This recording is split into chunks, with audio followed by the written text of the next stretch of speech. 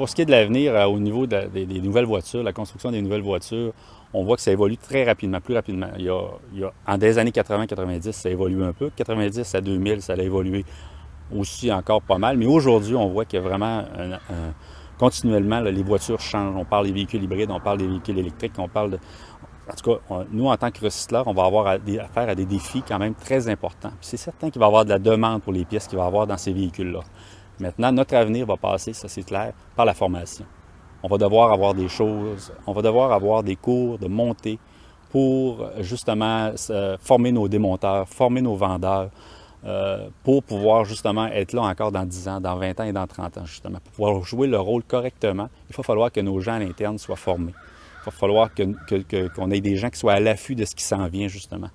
Il y a quelques années, les programmes de formation étaient inexistants pour les recycleurs, mais depuis les dernières années, des cours ont été développés en lien avec les centres de formation professionnelle, avec les CFP.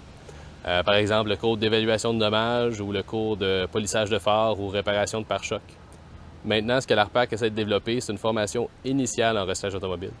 Ce que ça veut dire, c'est qu'on va aller chercher les étudiants qui sortent du secondaire, mais plutôt qu'ils aillent faire un DEP en carrosserie ou un DEP en mécanique.